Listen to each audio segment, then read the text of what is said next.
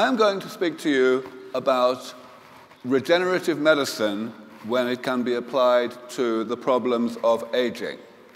And when I was listening to the other two talks, at many points it struck me that the future of health is mainly going to be about aging, and the parts that are not explicitly about aging will also closely relate to the parts that are. For example, we have heard now about the role of neural stem cells in the brain, and that, in principle, enhancements of neurogenesis could somehow combat aging. And in fact, there are certain ways in which regenerative medicine using stem cells is already being developed to address certain aspects of aging. Similarly, the immune system, which fails so seriously in HIV, in AIDS, also declines in function in all of us as we get older, even though it does not usually decline quite so seriously. And if we want to keep people healthy for a lot longer than they naturally stay healthy, then we must do something about the decline of the immune system. And again, I believe that regenerative medicine can be applied to that problem. So I work for, have I got actually slides? Are my slides showing? Oh, yeah, good. So I work for a charity based in America which tries to develop these medicines. It's called Sense Foundation. And first of all, I want to tell you about how big a problem this is for the world today, and how important it is to develop medicine that really works against aging. Many people think that aging is what they want to die of, because they think of it as what you die of if you don't die of the diseases such as Alzheimer's or cancer or cardiovascular disease that we all want to avoid. But actually, that's not a biologically correct way of looking at the question of dying of aging. Really, all of these diseases are diseases of old age for the same reason. They are diseases that are aspects of the later stages of a process that goes on throughout life. And of course, that process is aging.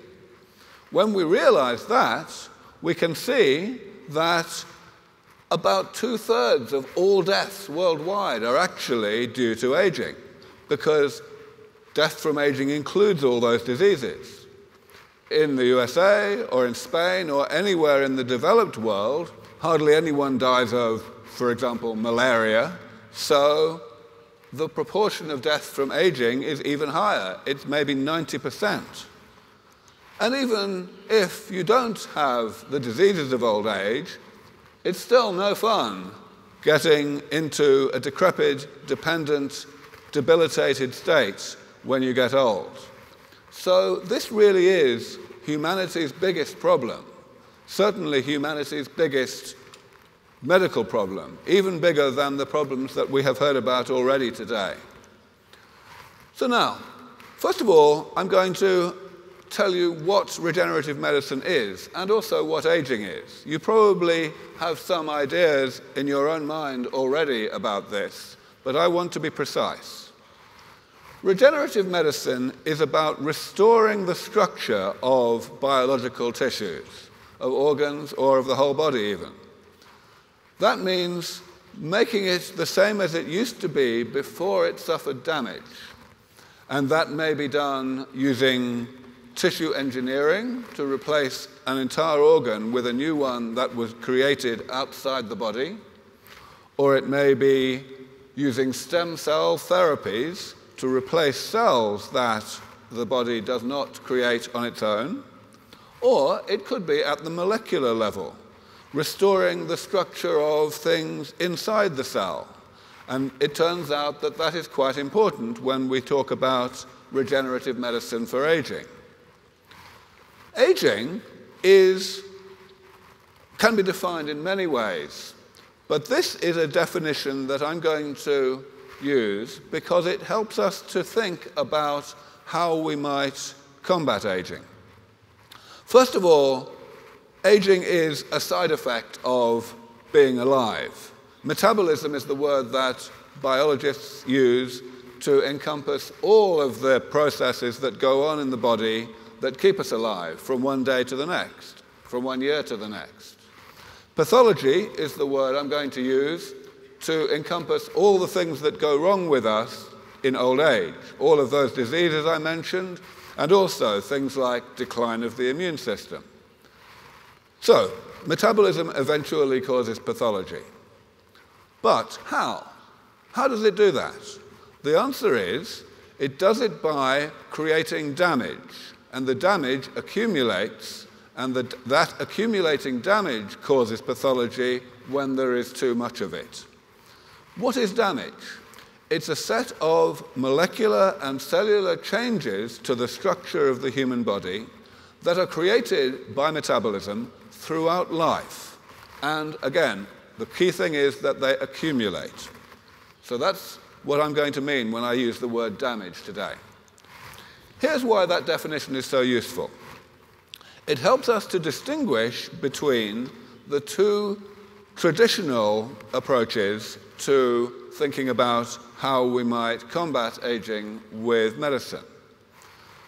Pretty much all medicine that we have today to combat aging can be called geriatric medicine.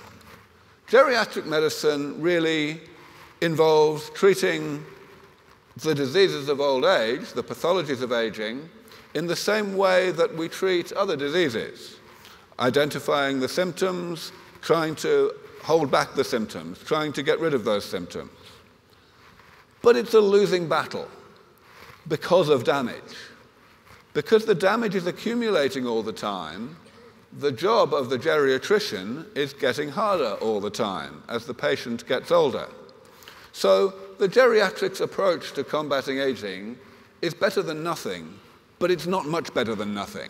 And really, it never can be because of this downward spiral caused by accumulating damage. That's why a lot of people have started to think, over a long time now actually, starting several decades ago, that maybe we could address aging more thoroughly if we adopt the principle that prevention is better than cure. If we try to intervene earlier in the chain of events that leads from metabolism to pathology. So the gerontology approach says, let's try and clean up metabolism. Let's try and manipulate our metabolism so that it creates damage more slowly than it normally does. And of course, that would work. That would delay the age at which the damage reaches a level that causes pathology. But there's a problem with the gerontology approach too, a big problem. And this is why we don't have any real medicine for aging based on this approach. Here's the problem. Metabolism is exceptionally complicated. This is a simplified diagram of a small subset of what we know about how metabolism works. Okay? And as you can see, it's very nasty indeed. But actually, that's not the main problem.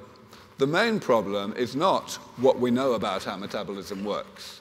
The main problem, and I'm sure that every biologist agrees about this, is that the amount that we don't know about how metabolism works is enormously bigger than the amount that we do know. So the gerontology approach is an idea whose time has not come.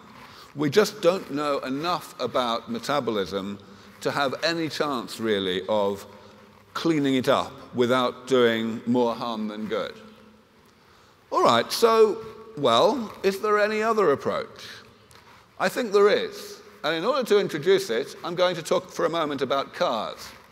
I'm going to do that because the human body is a machine. It's an incredibly complicated machine, but it's still a machine. So we might be able to learn how to extend the lifetime of the human body beyond its warranty period by looking at how we already successfully extend the longevity of simple man-made machines beyond their warranty period. This car is more than 50 years old, and it's doing okay. And of course, most cars only last 10 or 15 years before they fall apart. Why is it doing okay? Simple. It was built to last. It was built with metal that doesn't rust and very tough tires and so on. And that's the same sort of reason why the human body lasts so much longer than the body of a dog or a mouse, for example. We have better built-in anti-aging machinery. But the important thing about this slide is actually not the picture, it's the title. I want to compare Land Rovers with VW Beetles, Volkswagen Beetles.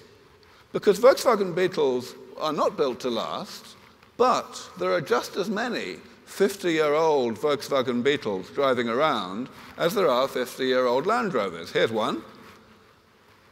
It got this way because its owners have fallen in love with it, and they have done an unusually comprehensive amount of maintenance on it. That's why. Maintenance really works if it's comprehensive enough. If you really do take care of a simple man-made machine, it can last much longer than it was designed to. So what that means for the human body here is that we can avoid either of those two problems I mentioned earlier.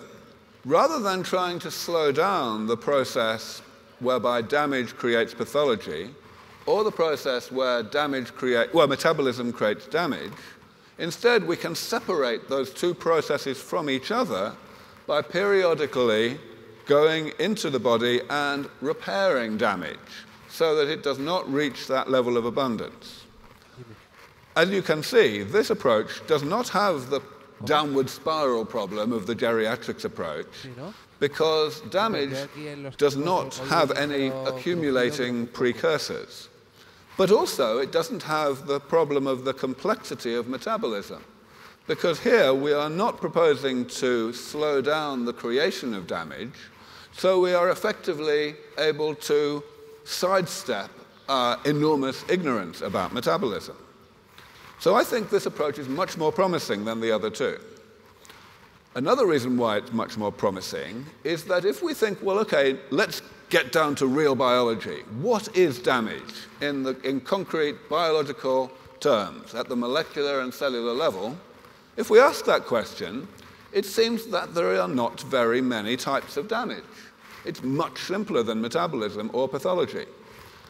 I think that all of the things that qualify as damage, the intermediates between metabolism and pathology, can be classified into one or another of these 7 categories. So, for example, molecular byproducts of normal metabolic processes that, for whatever reason, the cell does not have the machinery to break down or to excrete, the cell simply sequesters that stuff and it accumulates. That's what I'm calling junk inside cells. Of course, it can happen in the spaces between cells as well, such as the amyloids that we see in the brain in Alzheimer's disease. We can have too few cells when cells die and they are not automatically replaced by the division and differentiation of other cells. An example of that in aging is Parkinson's disease. And as we heard in the previous talk, there are areas of the brain which do not have neurogenesis.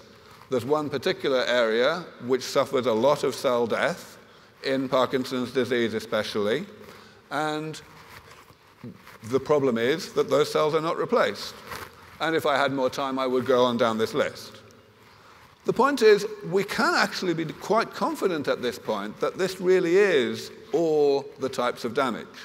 First of all of these types of damage have been discovered and discussed and researched for nearly 30 years, in many cases a lot longer. You really we really ought to have extended this list if there were other categories. Also, we can just look at what the body is made of and look at the long-lived structures in which damage could accumulate. And we get this list just by that approach as well. So that's good news. But the really good news is that it seems at this moment that we are quite close, maybe only a few decades away, from developing therapies that really do repair each of these types of damage. We have heard already about stem cells. Stem cell therapies for Parkinson's disease are already in early stage clinical trials. They're not working very well yet, but we're getting there. Removal of the amyloid in the brain in Alzheimer's disease is something that is also in clinical trials, late-stage clinical trials in that case, and it's being done by immunization, by vaccinating against the material that we want to get rid of. Many of the other types of damage are much harder to repair than that, but in each case we can describe in a lot of detail, in really good detail, how we would go about it.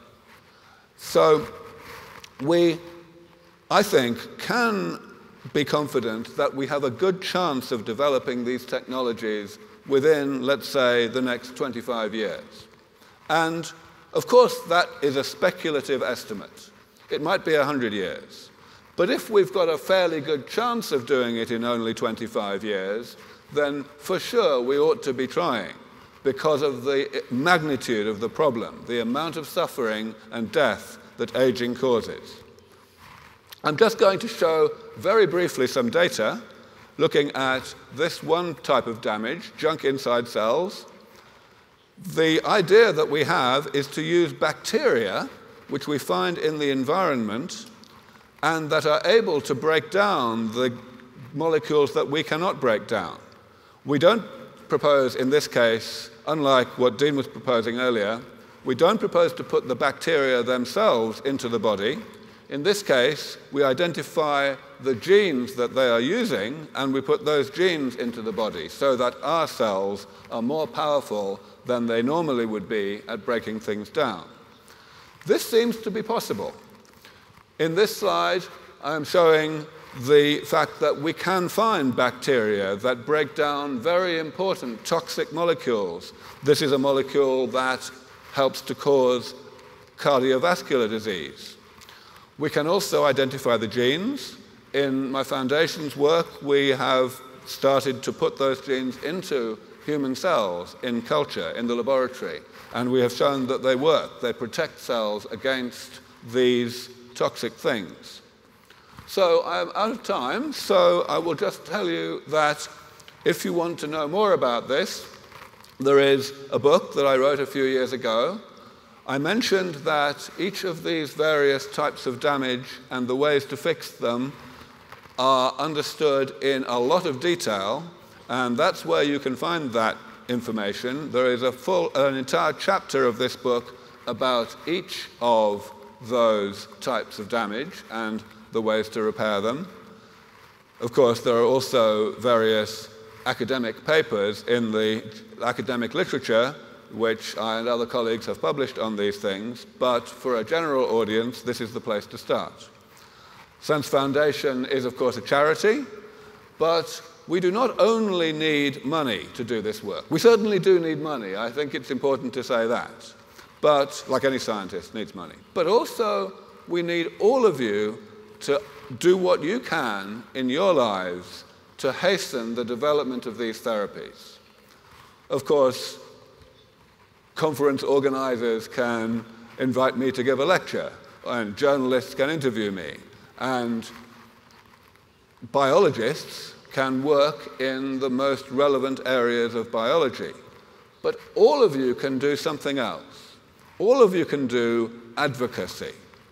If you understand the importance of what I have told you in the last 20 minutes, and you think that it would be a good thing to develop therapies that stop people forever from getting Alzheimer's disease or cardiovascular disease or cancer in old age, or type 2 diabetes, or osteoarthritis, or any of the other things that your parents probably have, then tell people about it. Ultimately, this will only happen quickly if there is public enthusiasm that translates into public policy. The defeat of aging, the biology of aging, is an extraordinarily underfunded area of science, given how massive its potential is. Hardly any money goes into developing medicines like this that we can call preventative geriatrics, even though enormous amounts of money go into developing geriatric treatments, which are ultimately futile for the reasons I have already told you. So, I'd like you to go away and think about that and do something. Talk to your family, talk to your friends, talk to your colleagues. Let's make it happen. Thank you.